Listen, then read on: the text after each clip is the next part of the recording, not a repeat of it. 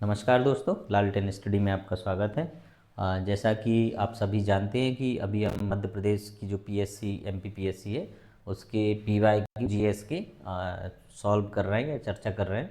तो इसी क्रम में हम 2025, 2024, 23 और 22 के 80 तक के प्रश्न हम चर्चा कर चुके हैं। और ये जो प्रश्न है ये इनका मुख्य उद्देश्य है कि सिर्फ एमपीपीएससी के लिए नहीं, एमपी में जितने भी एग्ज़ाम होते हैं उनमें रिपीट होती हैं। जैसे एमपीजीएस हुआ या आपके करंट अफेयर हुए, तो इनसे हम ये समझने की कोशिश करते हैं कि किस तरीके से पेपर बनता है, कितना डीप में पूछ सकता है किसी भी एग्ज़ाम में। इसके बाद हम एक सीरीज और करेंगे कि एमपी में जितने भी एग्ज़ाम हैं उनमें एमपी और जनजातियों से रिलेटेड क्या क्या प्रश्न पूछे गए हैं और उनसे किस तरीके से प्रश्न पूछे जाते हैं और क्या क्या संभावना बनती है। तो हम देखते हैं 81वां क्वेश्चन देखेंगे। एक हम ऐसे प्रश्न देते हैं तो इसमें आपको क्या करना है कि इसको आप सॉल्व कर, ये इम्पोर्टेंट प्रश्न है। लालटेन स्टडी की टीम है वो काफ़ी मेहनत करके आईएमपी क्वेश्चन बनाती है और एक आगे एक पीछे जो प्रश्न रहता है डेफिनेटली वहाँ से आपको प्रश्न एग्जाम्स में देखने को मिलेंगे। तो दक्षिण भारत के किस राजवंश की का राजकीय चिन्ह धनुष बाण था? ये पूछा जा चुका है, मुझे जहाँ तक पता है। मैंने ये प्रश्न कहीं ना कहीं किसी एग्जाम में पढ़ा है। तो इसका आंसर आपको लगे तो आप कमेंट में बता दें, कमेंट में भी ना बताएं तो आप अपने से चेक कर लें इसका उत्तर क्या है। ठीक, 81वां प्रश्न, भारत के राष्ट्रपति की क्षमादान की शक्ति किस अनुच्छेद से प्राप्त होती है? बहुत इंपॉर्टेंट प्रश्न है, रिपीट प्रश्न और इवन इसमें जो 4 अनुच्छेद हैं ये भी आपको इम्पोर्टेंट अनुच्छेद हैं। ठीक है, तो अगर हम देखेंगे तो ये 72 में है। ठीक, तो आप इससे संबंधित 71, 73, 74 इनको भी आप पढ़ लें एक बार कि इसमें क्या है, इसमें क्या है, इसमें क्या है। इस तरीके से हम देखते हैं भारतीय संविधान के अनुच्छेद 72 में राष्ट्रपति की क्षमादान की शक्तियां हैं। अब इसमें देखो क्षमादान की शक्तियां एक आपको मिल जाएगी राज्यपाल की और राष्ट्रपति की,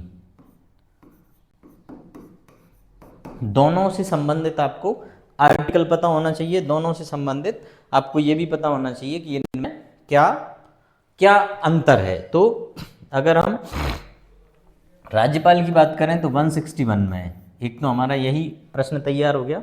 दूसरा है कि राष्ट्रपति की जो शक्ति है क्षमादान की, उसमें क्या क्या होता है, कौन कौन से कोर्ट की जो सजाएं हैं उनको माफ़ करता है राष्ट्रपति, उसकी प्रक्रिया क्या होती है, ये हमको पढ़ना पड़ेगा। जैसे कि अगर हम बात करें तो हाई कोर्ट, सुप्रीम कोर्ट या अन्य कोर्ट जिनसे भी सजाएं मिलती हैं उनको, उनसे संबंध में ये क्षमादान की शक्ति उसको प्राप्त होती है। एक और होता है मार्शल कोर्ट करके आता है, कोर्ट मार्शल, ये जो सैन्य कोर्ट होता है एक तरीके से। तो इस पे भी राष्ट्रपति का जो आर्टिकल ये है 72 ये चल जाता है। ठीक, इस पे ये नहीं लगेगा। ठीक है, राज्यपाल की जो क्षमादान की शक्ति है वो इस पे लागू नहीं होगी। और हम देखें तो कि राष्ट्रपति की जो क्षमादान की शक्ति होती है उसकी प्रक्रिया क्या है जैसे आपने आर्टिकल 74 पढ़ा होगा, है ना, तो 74 इसमें दिया है, ये भी इंपॉर्टेंट है अब आपको। तो इसमें क्या है 74 के 1 में आप देखेंगे कि राष्ट्रपति की सलाह के लिए एक मंत्री परिषद होगी। तो राष्ट्रपति निर्णय जब क्षमादान की शक्तियों का लेता है तो मंत्री परिषद की सलाह से, किसकी सलाह से, ये प्रश्न और आ सकता है। तो हमको क्या देखना है, मंत्री परिषद की सलाह से। उसमें आप उपराष्ट्रपति, संसद, प्रधानमंत्री, गृह मंत्री, बहुत सारी चीज़ें होती है। ये फाइल एक्चुअल में जाती है मंत्री परिषद को, मंत्री परिषद गृह मंत्रालय भेजता है, गृह मंत्रालय संबंधित राज्य में भेजता है, राज्य से फिर कुछ रिपोर्ट आती है, रिपोर्ट आके फिर वो क्या होती है, राष्ट्रपति को सलाह जाती है, राष्ट्रपति उस पर डिसीजन लेता है। राष्ट्रपति को लगता है कि मुझे इस पर पुनर्विचार के लिए भेजना चाहिए, तो सेम चीज़ राष्ट्रपति पुनर्विचार के लिए मंत्रिपरिषद को देगा, मंत्रिपरिषद से फिर वो वापस आएगी, फिर उसको बाध्य होता है। एक ये सीमाएं होती हैं कि राष्ट्रपति की क्षमादान की शक्ति की सीमाएं क्या है। ठीक है, तो ये इंपॉर्टेंट है। अब इसमें एक चीज और आती है, आप इसमें देखोगे अनुच्छेद 71 में क्या है, 71 में।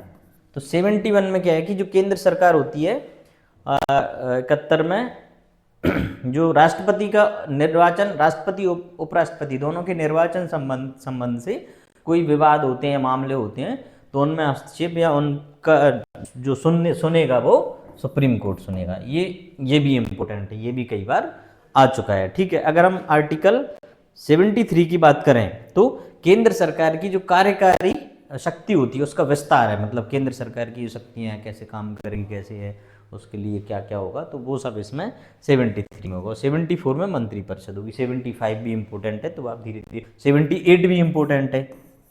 तो ये सब इम्पोर्टेंट आर्टिकल आपको पता होना चाहिए। ठीक है, अब हम बात कर रहे थे क्षमादान की शक्तियां इंपोर्टेंट। एक होता है क्षमा, ठीक, एक होता है लघुकरण, एक होता है आपका परिहार, एक होता है विराम, एक होता है प्रविलंबन। इतनी ये क्षमादान की शक्ति के संबंध में अलग अलग टाइप से उसको शक्तियां मिलती हैं कि इसमें क्या क्या करता है राष्ट्रपति, ये भी पूछा जाता है। ये सुमेलित करने में ही पूछ सकता है और ये पूछ भी सकता है कि ये क्या है, इसमें क्या है, इसमें, और मेंस में भी आपसे आंसर राइटिंग में पूछ सकता है। तो क्षमा का मतलब क्या है कि जो भी कोर्ट की सजा होगी पूर्णतः क्षमा कर देगा, पूर्णतः समाप्त हो जाएगा। लघुकरण का क्या मतलब है साहब, आप पढ़ोगे कि लघुकरण क्या है, तो दंड का जो स्वरूप होगा उसमें परिवर्तन हो जाएगा। स्वरूप मतलब जो, जैसे मान लो कि आपको दंड क्या दे दिया उसने, मृत्यु दंड दे दिया। स्वरूप समझना इस चीज को, लघुकरण, लघु उस चीज को, जैसे एक लघुकरण मान लो कि बड़ी चीज है, उसको उससे उसके स्थान पर कुछ छोटी चीज रख दी, लघुकरण। तो मान लो किसी को मृत्यु दंड दिया है और राष्ट्रपति उसमें क्या कर सकता है, उसको आजीवन में बदल दिया, मृत्यु दंड को आजीवन में, तो उसका चेंज हो गया, उसकी प्रकृति चेंज हो गई सजा की, है ना, स्वरूप बदल गया। परिहार, परिहार का क्या मतलब होता है, परिहार जैसे एक परिहास होता है और एक परिहार होता है। तो परिहार में उसको दंड की जो अवधि होगी वो कम हो जाएगी। मान लो कि 2 वर्ष का कारावास दिया था, अब राष्ट्रपति ने उसको 6 महीने कर दिया या 1 वर्ष कर दिया, तो ये परिहार में होगा। विराम में क्या होगा, विराम में क्या होता है कि कोई विशेष परिस्थिति है और उसमें अगर सजा के प्रावधानों को बदलना है, विराम, विराम चिन्ह देखा होगा, तो उसको बदलता है। जैसे कि मान लो विशेष परिस्थिति क्या आ सकती है, मान लीजिए कि कोई महिला है तो वो गर्भावस्था में है और उसको मृत्यु दंड दे दिया, तो वो विशेष कारण है, तो उसके कारण उसमें क्या प्रावधानों में परिवर्तन कर दिया, या उसको कुछ जो भी या कोई ऐसी भी और भी चीजें हो सकती हैं, तो ये चीजें विराम में आएंगी। ये बहुत इंपॉर्टेंट है जो मैं आपको बता रहा हूं। फिर अंत में आता है प्रविलंबन, ठीक, तो अस्थायी समय के लिए किसी सजा को निष्पादन मतलब रोक लग जाती है। अस्थायी रूप से किसी भी सजा में कोई जो प्रावधान है उस पर रोक लगना प्रविलंबन होता है। विलंबन, प्रविलंबन, ठीक है। निलंबन सुना होगा, सस्पेंशन, तो ये प्रविलंबन है। तो ये आपको पता होना चाहिए इससे संबंधित, और ये आर्टिकल भी आपको पता होना चाहिए। नेक्स्ट प्रश्न पे आते हैं अपन। मौलिक अधिकारों के बारे में निम्नलिखित में शब्द किसने कहे। एक मौलिक अधिकार को उस क्षण की किसी विशेष कठिनाई के दृष्टिकोण से नहीं देखा जाना चाहिए, बल्कि एक ऐसी चीज के रूप में जिसे आप संविधान में स्थायी बनाना चाहते हैं। ठीक है, नेहरू जी का कथन होगा। अब इंपॉर्टेंट इसमें यह है कि भाई अभी तक प्रश्न कैसे आते रहे हैं, इस प्रश्न की जो एक वो है प्रकृति, इससे संबंधित प्रश्न बता दूं। जैसे मौलिक अधिकारों के बारे में किसी ने कहा हो, जैसे कि मान लो आर्टिकल 32, ठीक है, 32 आप लोगों को याद होगा। इसके बारे में एक अंबेडकर जी का कथन है कि यह संविधान की आत्मा या हृदय है। ठीक, मौलिक अधिकारों का उपचार, यह आर्टिकल सबने पढ़ा होगा। इसको उन्होंने क्या कहा है, संविधान की आत्मा। यह प्रश्न पूछा जा चुका है, पूछा भी जा सकता है, या और हृदय, ये किसका है, B.R. अम्बेडकर। इस टाइप के प्रश्न पूछे जाते हैं, कई बार पूछे गए हैं और फिर पूछे जाएंगे, ये मैं और बता दूंगा आपको। एक और प्रश्न, एक और इससे संबंधित पूछा जाता है कि भारतीय संविधान क्वासी फेडरल है ना, आपका अर्ध अर्ध संघ है ना, अर्ध संघीय। तो ये किसने कहा है? Quasi federal, quasi federal. ये केसी वियर ने कहा है भारतीय संविधान को। ठीक है, फिर हम एक और बोले कि डीपीएसपी और मौलिक अधिकार, ये दोनों संविधान की आत्मा है। ये किसने कहा है? तो ये भी इंपोर्टेंट बन जाता है। एक ऑस्टिन करके संविधानविद रहे हैं, उन्होंने ऐसा कहा है, ऑस्टिन। ठीक है, ग्रेनविले ऑस्टिन ऐसा करके कुछ नाम है, ऑस्टिन मेरे को याद है, ऑस्टिन कंफर्म है। ठीक, तो ये ऐसे करके मतलब संविधान पर, मौलिक अधिकारों पर। एक और सुप्रीम कोर्ट ने कहा है कि डीपीएसपी, और ये भी इंपोर्टेंट है देखना, डीपीएसपी और मौलिक अधिकार ये दोनों एक दूसरे के पूरक हैं। ये सुप्रीम कोर्ट के मिनर्वा मिल्स मामला जो हुआ है आपका 1980 में, केस बनन भारती बनाम केरल राज्य हैं, तो इन सब में ये प्रश्न पूछे जाने की संभावना रहेगी। ये भले ही ज़्यादा लंबा हो गया एक प्रश्न, और इम्पोर्टेंट टॉपिक है, इससे प्रश्न बनते हैं, इसलिए मैंने थोड़ा आपको डिटेल बता दिया। ठीक है, नेक्स्ट, भारतीय संविधान का कौन सा अनुच्छेद राष्ट्रपति की, देखो अब राष्ट्रपति से संबंधित जितने आर्टिकल हैं सारे के सारे इंपोर्टेंट है, और एमपी के जितने एग्जाम है, कांस्टेबल, एसआई, पटवारी, एमपीपीएससी, अदर एग्जाम, तो उनमें इस टाइप के प्रश्न पूछे जाने की संभावना रहेगी। इससे संबंधित क्या करना है आपको, फिर से सारे पढ़ लेना। ये हम अभी डिस्कस कर चुके हैं, ये वाला अभी उत्तर था तो डिस्कस कर चुके हैं। इसमें महाभियोग है, इसमें लिखा है कि राष्ट्रपति भारत की जो कार्यकारी होगी, कार्यपालिका, उसका प्रमुख होगा, कार्यकारी प्रमुख होगा, ये इसमें लिखा है। तो ये सारे आर्टिकल राष्ट्रपति से संबंधित है, तो हमको क्या करना चाहिए, इस तरीके से प्रश्नों को पढ़ते रहना चाहिए। नेक्स्ट, ये उसका उत्तर हो गया। नेक्स्ट आते हैं कि निम्नलिखित में से कौन सा औद्योगिक विकास और विदेशी व्यापार का लाभ है। तो ये अलग से हमारी टीम या कोई भी फिर बताएंगे, ये मेरे सब्जेक्ट से मिलता जुलता नहीं है। विदेशी, इसका बढ़ी हुई प्रतिस्पर्धा, ये इसका उत्तर है। ठीक, किस वर्ष रिजर्व बैंक का राष्ट्रीयकरण, ये मैं पूरा का पूरा पढ़ा चुका हूँ।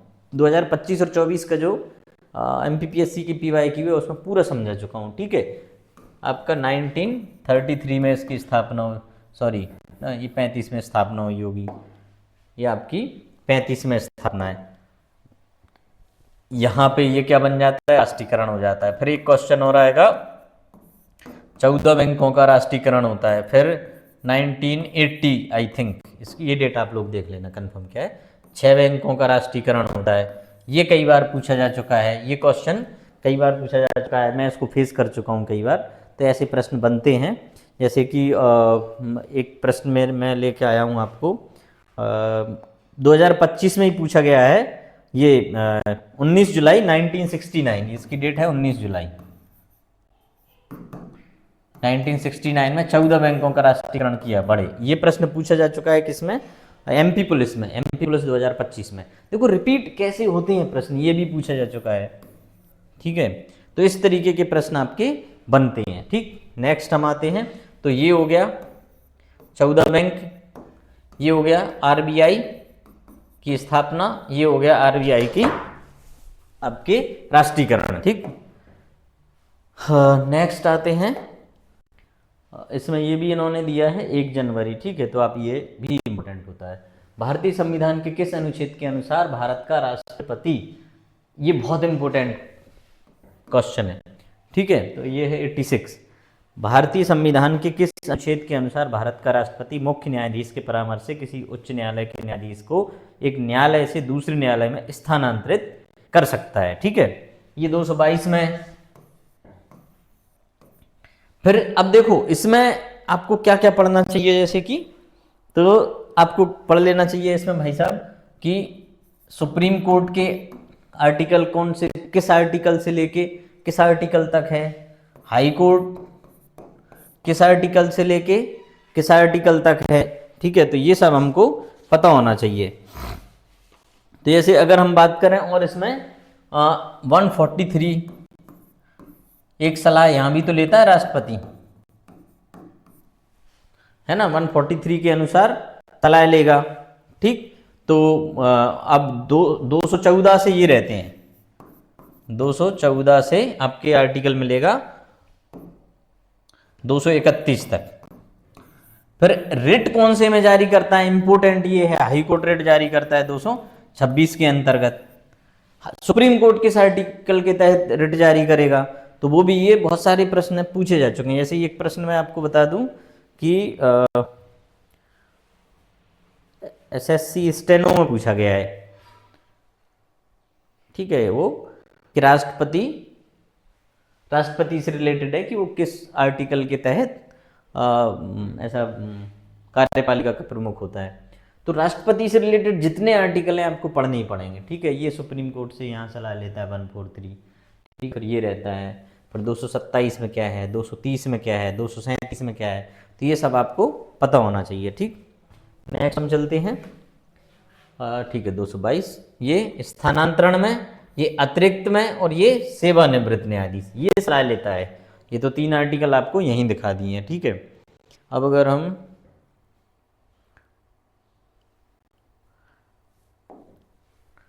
नेहरू की ने संविधान सभा में उद्देश्य प्रस्ताव, ये बहुत बार प्रश्न पूछा जा चुका है, बहुत बार। अब ये डेट सारी इंपोर्टेंट है, ठीक है, तो ये डेट सारी इंपोर्टेंट केसेस 9, ये वाली डेट है 9 दिसंबर, ठीक है। तो यहाँ क्या हुआ था आपका, यहाँ अंतरिम सरकार का गठन हुआ था, ठीक।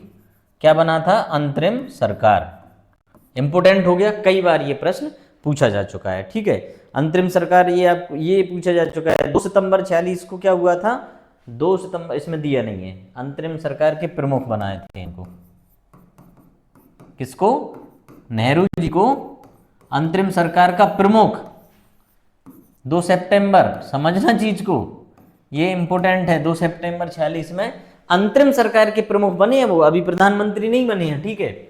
अब हम बात करें कि 28 अप्रैल 47 को संविधान सभा का पुनः गठन किया था इसमें, तो ये ठीक है। 22 जनवरी, ये एक इंपोर्टेंट डेट हो जाएगी। 22 जनवरी को क्या है साहब, कि 22 जनवरी को जो प्रस्ताव है ये पारित हो गया था कांग्रेस में सर्वसम्मति से। 22 जनवरी को कांग्रेस एक प्रस्ताव पारित करती है कि भारत को संविधान देने का प्रस्ताव संविधान सभा द्वारा पारित किया गया है, तो ये भी एक इंपोर्टेंट डेट है। तो अगर मैं बोलता हूं ना बार बार कि प्रश्नों के ऑप्शन में भी प्रश्न बने रहते हैं, प्रश्न में भी प्रश्न बने रहते हैं, एक प्रश्न में कम से कम 10 हमको ऑब्जेक्टिव और तैयार करने की संभावना रहती है। और अगर हम इस तरीके से पीवाईक्यू करेंगे तो हमारे टॉपिक भी खत्म हो जाते हैं। मतलब पीवाईक्यू, एमसीक्यू ये इतने इंपॉर्टेंट हैं कि इनको लगाते लगाते आप पूरा सिलेबस खत्म कर दोगे। और सबसे बड़ी बात यह है कि जब हम इस तरीके से पढ़ते हैं तो हमको बोझ नहीं लगती पढ़ाई में एक इंटरेस्ट जागता है, क्या मजा आ रहा है पढ़ने में, वो वाला फील हमको इस तरीके से पढ़ने में मिलता है। एक से एक बंधा हुआ है, इस रास्ते पे गए, वहां से 2 रास्ते खुले, वहां से ये खुला, आपको इंटरेस्ट आना चाहिए। एक तो क्या होता है कि एमसीक्यू पीवाईक्यू लगाते हैं तो टॉपिक भी चेंज होता रहता है, तो हम बोर नहीं होते। दूसरा क्या होता है कि ये पीवाईक्यू से क्या होता है कि वो इंपॉर्टेंट चीज है, पूछी गई है तो ऑथेंटिक आंसर मिलता है। तीसरा ये होता है कि हम धीरे धीरे पढ़ने में मन भी लगता है। और चौथा ये होता है कि हमारा एग्जाम भी निकल जाता है, ठीक। तो हम नेक्स्ट आते हैं, ठीक है।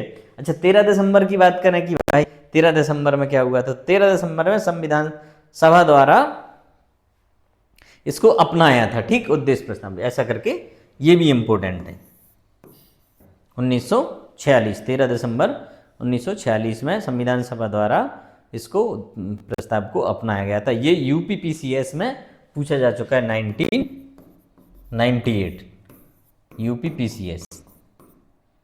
मैं ये इसलिए मेरे को अच्छा लगता है, मेरे को बड़ा मजा आता है कि मैं जो पढ़ रहा हूँ वो कहीं ना कहीं पूछा गया हो या पूछा जाए, तो इसलिए बहुत मेहनत भी लगती है आपको, और आप पढ़ोगे याद भी जल्दी होता है कि ये वहां पूछा गया था, तो इंपॉर्टेंट है, ठीक है। अब हम नेक्स्ट प्रश्न पे आते हैं। 13 दिसंबर संविधान उद्देश्य प्रस्ताव प्रस्तुत किया था, ठीक है, सॉरी 13 दिसंबर को प्रस्तुत किया था। अच्छा, मैंने क्या बता दिया, हाँ, तो यही तो प्रस्तुत किया था। 9 दिसंबर को अंतरिम है, ठीक है, ये प्रस्तुत किया और ये 22 जनवरी को सर्वसम्मति से किसने कर दिया, संविधान सभा ने प्रस्ताव को पारित कर दिया था। तो ये आपका उत्तर हो जाएगा, ठीक। 13 दिसंबर को संविधान सभा में उद्देश्य प्रस्ताव प्रस्तुत किया था। यह प्रस्ताव भारतीय संविधान की आधारशिला माना जाता है। इसमें भारत को एक संप्रभु लोकतंत्र गणराज्य के रूप में घोषित किया। अब अच्छा देखना, एक चीज और बताऊंगा, हाँ, ये नेहरू जी का, तो ये अंतरिम सरकार के प्रमुख बन गए। 15 अगस्त में क्या करेंगे फिर ये प्रधानमंत्री की शपथ ले लेंगे और फिर 26 जनवरी 1950 में नेहरू जी क्या करते हैं, गणराज्य के रूप में, गणराज्य के भारतीय गणराज्य के प्रधानमंत्री के रूप में नियुक्त होते हैं। तो ये 3-4 प्रश्न बनेंगे नेहरू जी के उससे। अंतरिम सरकार के प्रमुख की शपथ 15 अगस्त 47 को भारत के प्रधानमंत्री के रूप में आएंगे और 50 में ये क्या बन जाएंगे, गणतंत्र, ये गणराज्य के देश के प्रधानमंत्री बनते हैं वो। ठीक, तो इसका आंसर भी देख चुके हैं हम। भारतीय संविधान का 19वां संविधान संशोधन संबंधित है, प्रदान करता है, मंत्रिपरिषद की संख्या को सीमित करता है, ये ठीक है, ये करता है। आंसर देखते हैं, मंत्रिपरिषद, ठीक है, ये 2003 होना चाहिए यार, इसको चेक कर लेना, मेरे अनुसार 2003 होना चाहिए। भारतीय मंत्रिपरिषद की संख्या को लोकसभा की कुल संख्या के 15% तक सीमित करता है और 26 तक लोकसभा में ये करता है। लोकसभा में कुल मतदाता संख्या के आधार पर सीटें फिक्स की गई हैं इसमें। ठीक, नेक्स्ट हम देखते हैं, किस अधिनियम ने प्रांतों में द्वैध शासन प्रणाली की स्थापना की? 1919 का अधिनियम, 1935 का अधिनियम से हमेशा प्रश्न आते हैं और दोनों में जैसे द्वैध शासन, आप द्वैध शासन को पढ़ना, ये 35 में क्या करेगा, प्रांतों से ये उधर चला जाएगा आपका केंद्र में, ठीक है, और फिर इसमें क्या करता है, दो सदन हो जाते हैं 35 में। 35 का पूरा अधिनियम इंपोर्टेंट है, ये भी इंपोर्टेंट है, तो ये 1921 का ये आंसर होगा। ठीक है, मांडलिक जनसंघ अधिनियम में प्रांतों में द्वैध शासन, मतलब इसमें कुछ जो शक्तियां थी वो गवर्नर के पास रहती हैं, कुछ शक्तियां हैं वो आपके काउंसिल के पास रहती हैं, ऐसा करके इसमें ये कुछ नियंत्रण इनका रहता है और भारतीय मंत्रियों के अधीन होती हैं कुछ डिसीजन, ऐसा करके है, उसको डिटेल में पढ़ना। अगला प्रश्न है, किसने कहा था कि संविधान सभा अकेले ही देश के लिए एक स्वदेशी संविधान का निर्माण कर सकती है तथा सही मायने में और पूरी तरह से लोगों की इच्छा का प्रतिनिधित्व करती है? ये महात्मा गांधी का कथन है। मैं बोल रहा था कि कथन आते हैं तो कथन हमको पढ़ना पड़ेगा कि संविधान सभा के ऊपर, मौलिक अधिकारों के ऊपर, डीपीएसपी के ऊपर, मौलिक कर्तव्यों के ऊपर, या हमारे संविधान में जो भी बहुत प्रस्तावना के ऊपर बहुत सारे लोगों ने बहुत सारे कथन बोले हैं, हमको वो पता होना चाहिए। नेक्स्ट, ये हमारा प्रैक्टिस वाला प्रश्न, निम्नलिखित में से किस खनिज उत्पादन में मध्य प्रदेश का देश में प्रथम स्थान है? ये आपको देखना है चेक करके कि आपको कितना क्या पता है। आपका बहुत बहुत धन्यवाद। लालटेन स्टडी की तरफ से, मेरी तरफ से भी सभी को बहुत बहुत शुभकामनाएं। अच्छे से तैयारी करें, पढ़ें। धन्यवाद।